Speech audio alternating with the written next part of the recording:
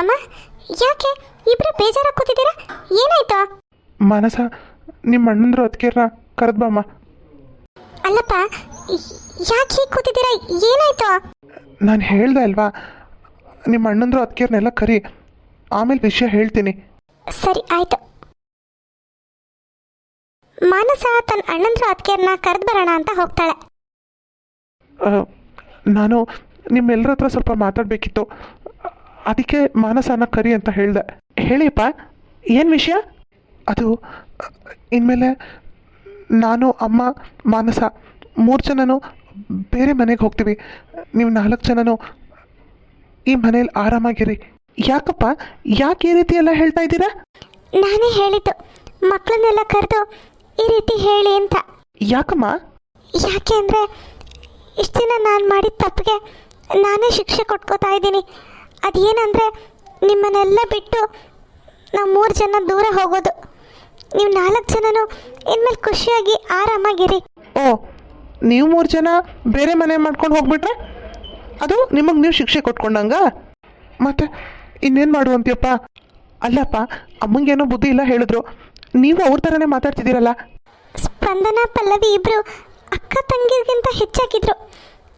ಅವರಿಬ್ಬರನ್ನ ನಾನು ಬೇರೆ ಮಾಡಿ ತುಂಬ ದೊಡ್ಡ ತಪ್ಪು ಮಾಡಿಬಿಟ್ಟೆ. ಅದಕ್ಕೆ ಇನ್ಮೇಲಾದರೂ ನೀವು 4 ಜನನೂ ಖುಷಿಯಾಗಿರಲಿ ಅಂತಾನೆ ನಾನು ಈ ನಿರ್ಧಾರ ಮಾಡಿರೋದು. ಅತ್ತೆ, ನಾನು ಮತ್ತು ಸ್ಪಂದನ ಇಬ್ಬರು ನೀವು ಬೇರೆ ಮನೆಗೆ ಹೋದರೂ ಚೆನ್ನಾಗಿರ್ತೀವಿ, ಹೋಗದೆ ಇದ್ರೂ ಚೆನ್ನಾಗಿರ್ತೀವಿ. ಅಂದಮೇಲೆ ನೀವು ಯಾಕತ್ತೆ ಬೇರೆ ಮನೆಗೆ ಹೋಗಬೇಕು?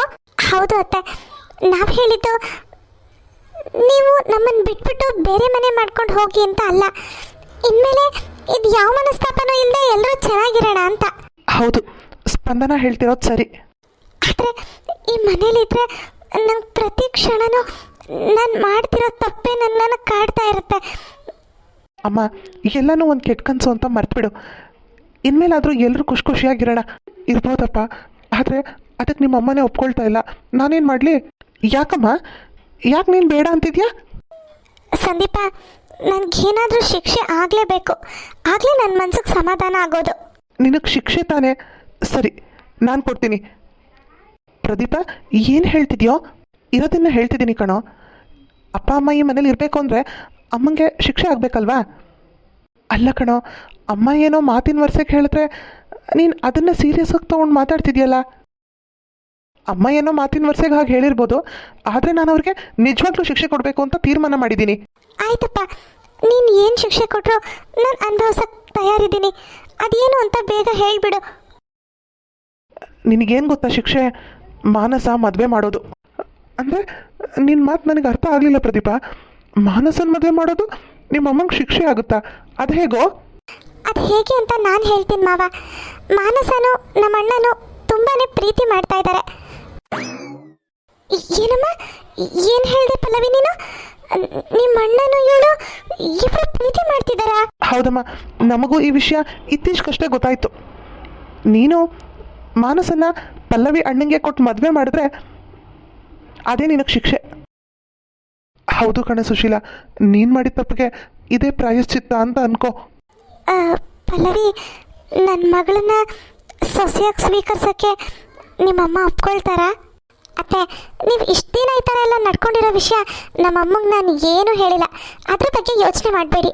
ಅದು ಅಲ್ಲದೆ ನಮ್ಮ ಅಣ್ಣನೂ ಮಾನಸನು ಒಬ್ರಿಗೊಬ್ರು ತುಂಬಾ ಇಷ್ಟಪಟ್ಟಿದ್ದಾರೆ. ಆದಷ್ಟು ಬೇಗ ಅವರಿಬ್ಬರಿಗೆ ಮದುವೆ ಮಾಡಿದ್ರೆ ಒಳ್ಳೆಯದು. ಮಾನಸ, ಯಾಕಮ್ಮ ಏನು ಮಾತಾಡದೆ ಸುಮ್ಮನೆ ನಿಂತ್ಕೊಂಡಿದ್ಯಾ? ಅಮ್ಮ, ಮಾನಸಂಗಿನ ಮೇಲೆ ನಮ್ಗಳ ಹತ್ರ ಮಾತಾಡೋಕ್ಕೆ ಏನಿರುತ್ತೆ? ಮಾತು ಹೇಳು. ಪ್ರಜ್ವಲ್ನ ಈಗಲೇ ಕರೆಸು, ನೋಡು ಹೇಗೆ ಬಡ ಅಂತ ಮಾತಾಡ್ತಾಳೆ ಅಂತ. ಅಣ್ಣ, ಆ ಥರ ಏನಿಲ್ಲ. ನೀನು ಸುಮ್ಮನೆ ಏನೇನೋ ಹೇಳಬೇಡ. ಓ, ಹಾಗಾದ್ರೆ ನೀನು ಪ್ರಜ್ವಲ್ ಅವ್ರನ್ನ ಲವ್ ಮಾಡ್ತಾ ಇಲ್ವಾ? ಸರಿ ಬಿಡು. ಅಯ್ಯೋ, ನಾನು ಹಾಗಲ್ಲಣ್ಣ ಹೇಳಿದ್ದು. ಸುಮ್ಮನೆ ನನ್ನ ರೇಗಿಸ್ಬೇಡ ಅಂತ ಹೇಳಿದೆ ಅಷ್ಟೇ. ಮನಸ, ಮದುವೆ ವಿಷಯದ ಬಗ್ಗೆ ಪ್ರಜ್ವಲ್ ಹತ್ರ ಮಾತಾಡಿದ್ಯಾನಮ್ಮ? ಮದುವೆ ವಿಷಯದವರೆಗೂ ನಾವಿಬ್ಬರು ಏನೂ ಮಾತಾಡಿಲ್ಲಪ್ಪ. ಅವರು ನಮ್ಮ ತಾಯಿ ಹತ್ರ ಮಾತಾಡ್ತೀನಿ ಅಂತ ಹೇಳಿದರು. ಇನ್ನೂ ಮಾತಾಡಿದಾರೋ ಏನೋ ಗೊತ್ತಿಲ್ಲ. ಅವ್ರ ಮನೇಲಿ ಏನು ಹೇಳ್ತಾರೆ ಅದನ್ನು ನೋಡಿಕೊಂಡು ನಾನು ನಮ್ಮ ಮನೇಲಿ ವಿಷಯ ತಿಳಿಸೋಣ ಅಂತ ಅಂದ್ಕೊಂಡಿದ್ದೆ. ಅಷ್ಟರಲ್ಲಿ ಪ್ರದೀಪ್ ಅಣ್ಣಂಗೆ, ಪಲ್ಲವಿ ಅತ್ತಿಗೆಗೆ ನಮ್ಮ ವಿಷಯ ಗೊತ್ತಾಗೋಯ್ತು. ಅತ್ತೆ, ನೀವು ಅಂದ್ಕೊಂಡಿದ್ದು ನಮ್ಮಣ್ಣಂಗೆ ಮಾನಸನ್ನ ಕೊಟ್ಟು ಮದುವೆ ಮಾಡಬೇಕು ಅಂತ. ಆದರೆ ಮಾನಸ ಪಲ್ಲವಿ ಅಕ್ಕ ಅವರಣ್ಣನ ಇಷ್ಟಪಡ್ತಾ ಇದ್ದಾಳೆ. ಸ್ಪಂದನ, ನಾನು ಮಾನಸನ ನಿಮ್ಮ ಅಣ್ಣಂಗೆ ಕೊಟ್ಟು ಮದುವೆ ಮಾಡಬೇಕು ಅಂತ ಅಂದ್ಕೊಂಡಿದ್ದು ನಿಮ್ಮ ಆಸ್ತಿ ಒಡವೆ ದುಡ್ಡು ನೋಡಿ. ಆದರೆ ನನ್ನ ಮಗಳ ಮನಸ್ಸಲ್ಲಿ ನಿಮ್ಮ ಅಣ್ಣ ಇದಾನೋ ಇಲ್ವೋ ಅನ್ನೋದನ್ನೇ ನಾನು ನೋಡಲಿಲ್ಲ. ನಿಜ ಹೇಳಬೇಕಂದ್ರೆ ನನ್ನ ತಪ್ಪಕ್ಕೆ ಪ್ರಾಯಶ್ಚಿತ್ತ ಪ್ರಜ್ವಲ್ ಮತ್ತು ಮಾನಸನ ಮದುವೆ ಮಾಡೋದು. ಅಮ್ಮ, ನೀನು ನಿಜವಾಗ್ಲೂ ಈ ಮಾತು ಹೇಳ್ತಿದ್ಯಾ? ನನಗಂತೂ ತುಂಬಾ ಖುಷಿ ಆಗ್ತಿದೆ. ಹೌದಮ್ಮ, ನನ್ನ ತಪ್ಪಿಗೆಲ್ಲ ಇದು ಒಂದೇ ಪ್ರಾಯಶ್ಚಿತ್ತ. ನಿನ್ನ ಮದುವೆನ ಪಲ್ಲವಿ ಅವರಣ್ಣಂಗೆ ಕೊಟ್ಟೇ ಮಾಡೋಣ, ಸರಿನಾ? ಸಂತೋಷನಾ? ಪಲ್ಲವಿ, ನಿನ್ನ ಅಭ್ಯಂತರ ಏನೂ ಇಲ್ಲ ತಾನೆ? ಅಯ್ಯೋ, ನಂದೇನಿದೆ ಮಾವ. ಮಾನಸನೂ ನಮ್ಮ ಅಣ್ಣನ ಇಷ್ಟಪಟ್ಟಿದ್ದಾಳೆ, ನಮ್ಮ ಅಣ್ಣನೂ ಮಾನಸನ ಇಷ್ಟಪಟ್ಟಿದ್ದಾನೆ ಅಂದಮೇಲೆ ಅವರಿಬ್ಬರಿಗೆ ಮದುವೆ ಮಾಡೋದೇ ಒಳ್ಳೇದಲ್ವಾ? ಅದು ಅಲ್ಲದೆ ಮಾನಸ ಅಂತ ಒಳ್ಳೆ ಹುಡುಗಿ ನಮ್ಮಣ್ಣನ ಕೈ ಹಿಡಿತಾಳೆ ಅಂದರೆ ನಮಗೆಲ್ಲ ಖುಷಿನೇ. ಅಪ್ಪ, ಈಗ ನನ್ನ ಮನ್ಸಿಗೆ ಸಮಾಧಾನ ಆಯಿತು ನೋಡಮ್ಮ. ಇನ್ಮೇಲೆ ನಾವೆಲ್ಲರೂ ಖುಷಿಯಾಗಿರೋಣ. ಇದಪ್ಪ ಮಾತು ಅಂದರೆ. ಪಲ್ಲವಿ, ಸ್ಪಂದನ, ಇಷ್ಟೆಲ್ಲ ಆದರೂ ನಾನು ನಿಮ್ಮ ಹತ್ರ ಸಾರಿನೇ ಕೇಳಿಲ್ಲ. ಸಾರಿ ಕಣ್ರಮ್ಮ. ಇನ್ಮೇಲೆ ಮಾನಸ ಒಬ್ಬಳೇ ನನ್ನ ಮಗಳಲ್ಲ, ನೀವಿಬ್ಬರು ಸಹ ನನಗೆ ಮಕ್ಕಳಿದ್ದಂಗೆನೆ. ಇನ್ಮೇಲೆ ನನಗೆ 3 ಜನ ಹೆಣ್ಮಕ್ಳು. ಅಬ್ಬ, ನಂದು ಗೋಕುಲ್ದಂಗೆ ಇದ್ದಿದ್ದ ಮನೆ ಒಡೆದೋಗ್ತಿದೆಯಲ್ಲ ಅಂತ ತುಂಬಾ ಬೇಜಾರಾಗಿತ್ತು ನನಗೆ. ಈಗ ಸಮಾಧಾನ ಆಯಿತು. ರೀ, ಮನೇಲಿ ಎಷ್ಟು ಜನ ಬೇಕಾದರೂ ಇರಲಿ, ಅದು ಯಾವುದೂ ಮುಖ್ಯ ಆಗಲ್ಲ. ನಾವು ಒಬ್ರಿಗೊಬ್ರು ಯಾವ ರೀತಿ ಇದ್ದೀವಿ, ನಮ್ಮ ಬಾಂಡಿಂಗ್ ಹೆಂಗಿದೆ ಅನ್ನೋದೇ ಮುಖ್ಯ. ಅದು ನನಗೆ ಚೆನ್ನಾಗಿ ಅರ್ಥ ಆಗಿದೆ. ಅದಕ್ಕೆ ನಂದ ಗೋಕುಲ್ದಂಗೆ ಇದ್ದಿದ್ದ ಮನೆ ಹಾಗೆ ಉಳ್ದಕ್ಕೆ ಸಾಧ್ಯ ಆಯಿತು. ಇನ್ಮೇಲೆ ಒಬ್ರಿಗೊಬ್ರು ಮನಸ್ತಾಪಗಳಿಲ್ಲದೆ ಎಲ್ಲರೂ ಖುಷಿಯಾಗಿರೋಣ. ಏನಂತೀರಾ? ಹೌದು ಸುಶೀಲಾ, ಇನ್ಮೇಲೆ ನಾವೆಲ್ಲರೂ ಚೆನ್ನಾಗಿರಬೇಕು, ಖುಷಿಯಾಗಿರಬೇಕು. ಸರಿ, ಹಾಗಾದರೆ ಪಲ್ಲವಿ ಮನೆಯವ್ರನ್ನ ಕರೆಸಿ ಮದುವೆ ಮಾತುಕತೆ ಮಾಡಿಬಿಡೋಣ. ನಾವೆಲ್ಲರೂ ಸೇರಿ ಮಾನಸನ ಮದುವೆನ ಗ್ರ್ಯಾಂಡಾಗಿ ಮಾಡೋಣ. ನಿಜವಾಗ್ಲೂ ನನಗೆ ತುಂಬಾ ಭಯ ಇತ್ತು, ನಾನು ಪ್ರಜ್ವಲ್ನ ಮದುವೆ ಆಗ್ತೀನೋ ಇಲ್ವೋ ಅಂತ.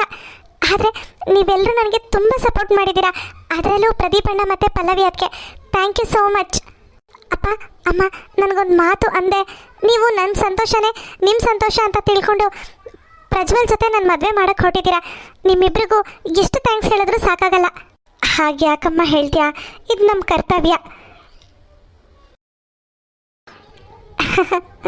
ಹಾಗಾದರೆ ಒಂದು ಒಳ್ಳೆ ದಿನ ನೋಡಿ ಪಲ್ಲವಿ ಅಕ್ಕಂತ ಅವ್ರ ಮನೆಗೆ ಹೋಗಿ ಬಂದ್ಬಿಡೋಣ.